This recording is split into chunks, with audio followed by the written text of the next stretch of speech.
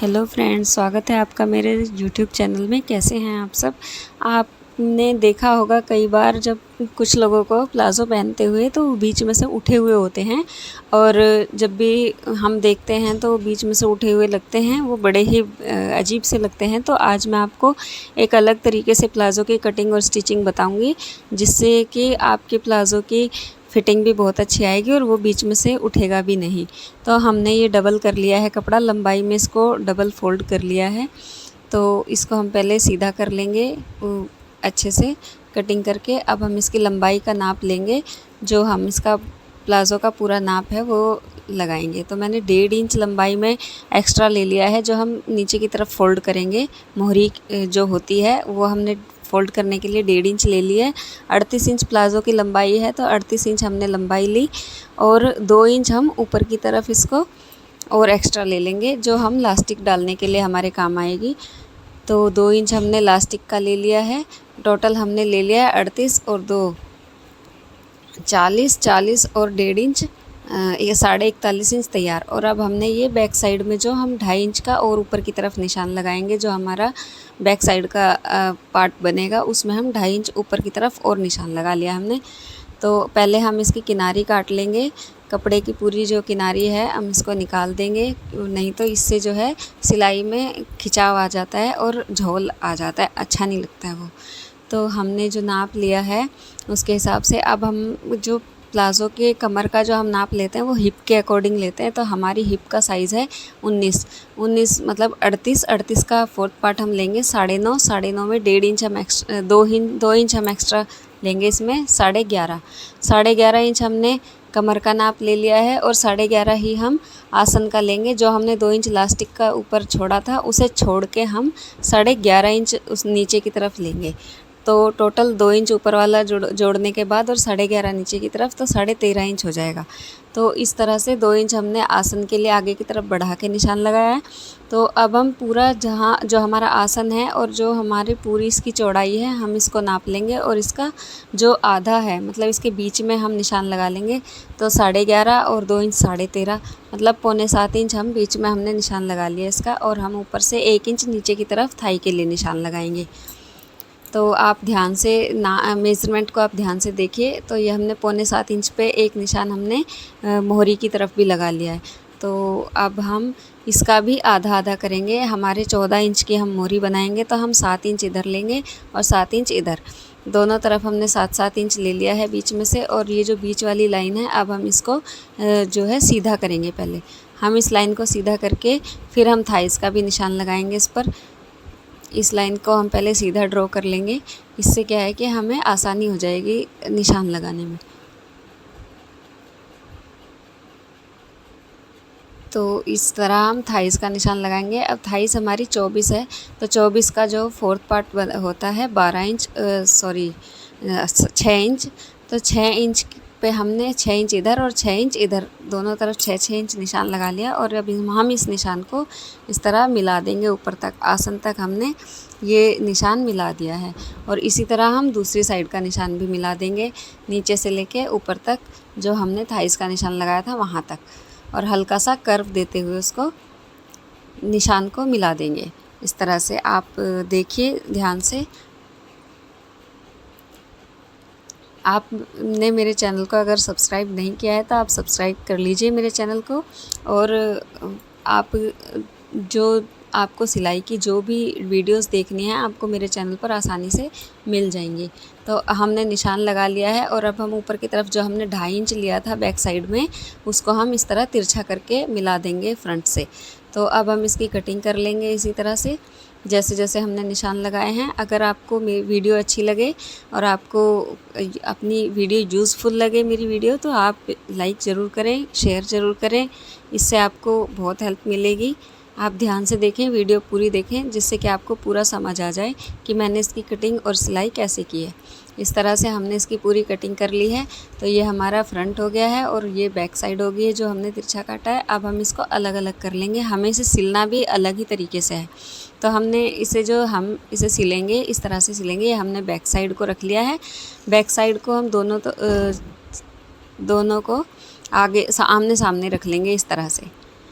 इस तरह हमने आमने सामने रख लिया है और अब हम इसके ऊपर से जो है फ्रंट साइड जो है हमारी, हम इसके ऊपर रखेंगे। इस तरह से दोनों के ऊपर हमने रख लिए। और अब हम इसमें जो सिलाई लगाएंगे वो हम एक सिलाई इधर आसन की तरफ से लगाएंगे और एक सिलाई दूसरी तरफ से। इसी तरह दोनों तरफ से हम सिलाई लगा लेंगे दोनों पोंचे पे। चलो मैं आपको सिलाई लगा कर दिखाती हूँ। इस तरह पहले हम इसको मिलाकर रखेंगे और एक सिलाई हम यहाँ लगाएंगे इस साइड आसन की तरफ से और एक सिलाई इधर लगाएंगे। इसी तरह दोनों में लगा लेंगे, इधर भी और इधर भी। तो चलो मैं आपको सिलाई लगा कर दिखा देती हूँ। तो मैंने ये सिलाई लगा ली है। इसमें मैंने दोनों पोंचे पर सिलाई लगा ली आसन की तरफ, पर मैंने दूसरे एक पोंचे पर दूसरी साइड सिलाई नहीं लगाई है, क्योंकि उस साइड हम जेब लगाएंगे इसमें। तो मैं आपको जेब लगानी बता देती हूँ। अभी हम इसमें मैंने इसको खुला छोड़ा है, दूसरे पोंचे पे मैंने दोनों तरफ सिलाई लगा ली है, पर एक पोंचे पे मैंने खुला इसलिए छोड़ दिया है। जेब लगाएंगे तो जेब के लिए जो हम नाप लेते हैं वो इस तरह लेंगे। 2 इंच जो हमने लास्टिक का लिया था उसे छोड़ देंगे और 1.5 इंच हम नीचे की तरफ और एक्स्ट्रा छोड़ देंगे। 3.5 इंच हम नीचे छोड़ देंगे और इससे नीचे हम 6.5 इंच पर निशान लगाएंगे, जो जेब का मुँह होगा उसके लिए। जेब का मुंह बनाने के लिए 6.5 इंच पर हमने निशान लगा लिया है। अब हम जेब की कटिंग करेंगे।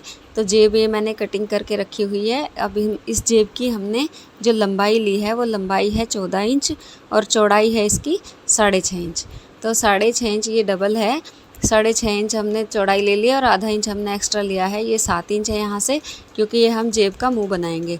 तो जो हम जेब के मुंह पर सिलाई लगाएंगे उसके लिए हमने आधा इंच एक्स्ट्रा ले लिया है। और ये 2 हिस्से हैं दोनों पार्ट में जोड़ने के लिए। इनको अलग अलग करने के बाद हम जो प्लाज़ो है हमारा उसमें हम इनको अलग अलग ही सिलेंगे। एक फ्रंट पार्ट पर सिलेंगे और एक बैक पार्ट पर सिलेंगे। इस तरह से हम यहाँ से इसको सिलना शुरू करेंगे। ये हमारा उल्टा रखा हुआ है प्लाज़ो, हम इसको सीधा करेंगे अपनी तरफ। इस तरह से दोनों पार्ट हम इस तरह जोड़ेंगे, दोनों आगे और पीछे वाले में। इस तरह हम इसको सीधा करेंगे और इस साइड यहाँ पर सिलाई लगा देंगे। इसमें आधा इंच का जो हमने मार्जिन लिया हुआ है इस पर ही हम सिलाई लगा देंगे और सिलाई लगाने के बाद ये इस तरह अंदर की तरफ चली जाएगी। और इसको इस तरह पलट के फिर हम यहाँ पर इसके एक टॉप स्टिच लगाएंगे ऊपर की तरफ, ऐसे इस तरह से ये आ जाएगा। तो दोनों पर जोड़ने के बाद ये कुछ इस तरह से आएगी और हम इसे इस तरह मिला देंगे, दोनों को ऐसे ऐसे मिला कर रखेंगे और फिर हम इस पर सिलाई लगाएंगे। पूरे पे सिलाई लगा देंगे। हम यहाँ से ऊपर से सिलाई लगानी शुरू करेंगे, इस जगह से यहाँ से सिलाई लगानी शुरू करेंगे और ऐसे घुमाते हुए सिलाई लेकर जाएंगे जेब के साथ साथ और पूरे पर नीचे तक सिलाई लगा देंगे। इस तरह से हमारी जेब जो है बन जाएगी। तो मैंने सिलाई लगा ली है, जिस तरह मैंने आपको बताई थी उसी तरह से मैंने इस पर सिलाई लगा ली है और हमने अपनी जेब बनाकर तैयार कर ली है। देखिए अब हमारी जेब बन चुकी है। तो अब हम इसमें आसन जोड़ेंगे इस साइड से। ये हमारा आसन हमने खुला छोड़ दिया है और हमने नीचे की तरफ जो मोहरी का मोड़ने का है वो भी हमने मोड़ दिया है। दोनों पोंचे की हमने मोहरी मोड़ दी है, ये हमने मोड़ कर तैयार कर लिए। अब हम इसका आसन जोड़ेंगे। आसन हमें लास्ट में जोड़ना है। आसन हमने छोड़ रखा है अभी। तो देखिए किस तरह हमें आसन जोड़ना है। हम ऐसे आमने सामने रखेंगे तो हमारा फ्रंट साइड ऊपर और बैक साइड नीचे की तरफ आ जाएगा इसमें, इस तरह से। और हम इसे मिलाते हुए फ्रंट और बैक दोनों को मिलाते हुए सिलाई करते हुए चले जाएंगे। ये जो है हमारा, हम इनको दोनों को मिलाएंगे इस तरह से। ये हमारा फ्रंट है तो फ्रंट को फ्रंट से मिलाएंगे और बैक को बैक से मिलाएंगे। इस तरह से हम आधा इंच का मार्जिन देते हुए इसको हम पूरा सिलते हुए चले जाएंगे इस तरह से। और आसन की सिलाई को हमें मिला लेना है, सिलाई को मिला के ही सिलना है हमें इस तरह से। ये पूरा हम ऐसे गोलाई में करते हुए इसको सिलते चले जाएंगे तो ये हमारा आसन भी जुड़ जाएगा। और अगर आपको इस तरह से भी समझ नहीं आ रहा है तो मैं आपको एक तरीका और बताती हूँ आसान सा आसन जोड़ने का। ये इस तरह से हम इस तरह से भी इसे जोड़ सकते हैं। तो ये हमने उल्टा रखा है और अब हम इसे एक जो दूसरा पैर है इसका, इसे हम सीधा कर लेंगे। अब इसको सीधा करने के बाद हम इसको इसके अंदर डाल देंगे। जो हमारा दूसरा पैर है उसको इसके अंदर डाल देंगे हम। यहाँ से जो हमारी खुली साइड है यहाँ से हम इसको अंदर डाल देंगे इस तरह से। ये हमने अंदर डाल दिया है। और तो अब हमारी जो है दोनों कपड़े एक साथ आ गए हैं। अब हम इन्हें मिलाकर सिल देंगे। इस तरह से यहाँ से हम इन्हें मिलाएंगे। ऐसे हमने इसके अंदर इसको डाल दिया है और अब हम इसे, आप वीडियो में देखकर समझिए मैं इसको किस तरह मिला रही हूँ। इस तरह से मिलाकर हमें इसको सिलना है। हम इसे ऐसे मिलाकर सिलते हुए चले जाएंगे, पूरा गोल करते हुए ऐसे गोलाई में इसको सिलते हुए चले जाएंगे तो ये हमारा आसन बहुत आसानी से जुड़ जाएगा। और हमें ध्यान रखना है कि हमें कोई सा भी कपड़ा खींचना नहीं है, वरना ये छोटा बड़ा हो सकता है। तो इस तरह से मैंने ये सिल लिया है। अब हम इसे बाहर निकाल लेंगे, सही सीधा कर लेंगे। ये आप देखिए मैंने इसको सीधा कर लिया है और अब हमारा जो प्लाज़ो है बनकर ऑलमोस्ट तैयार हो चुका है। बस अब हमें इसमें लास्टिक लगानी रहती है, तो हम इसमें अब लास्टिक डाल देंगे। तो लास्टिक डालने का भी बहुत ही आसान तरीका है। ये मैंने लास्टिक ले ली है। लास्टिक की जो मैंने गोलाई ली है पूरी टोटल 28 इंच है। ये हम कमर के हिसाब से लास्टिक ले लेंगे, जितना भी हमारा नाप होगा लास्टिक का। हम प्लाज़ो को सीधा कर लेंगे और लास्टिक का जो है मैंने सिल के एक घेरा बना लिया है। और हम इसको इसके अंदर इस तरह रखेंगे। सीधा करने के बाद इस तरह रख कर और इस तरह फ़ोल्ड करके इसके किनारे पर सिलाई लगाते चले जाएंगे, लास्टिक को बचाकर। लास्टिक पर हमें सिलाई नहीं लगानी है, हमें बस उसके किनारे पर लास्टिक को बचाते हुए सिलाई लगानी है। पूरी गोलाई में इस तरह से हम सिलाई लगा देंगे तो हमारा जो है लास्टिक भी बहुत आसानी से हमारी जुड़ जाएगी। तो मैंने लास्टिक भी डाल दी है। आप ये देखिए हमारी कितने अच्छे से लास्टिक डल गई है और हमारा प्लाज़ो तैयार हो चुका है। इसकी शेप भी बहुत अच्छी आती है, इसकी फ़िटिंग भी बहुत अच्छी आती है। और ये देखिए जेब भी कितनी अच्छी बनी है। ये जेब हमारी पता भी नहीं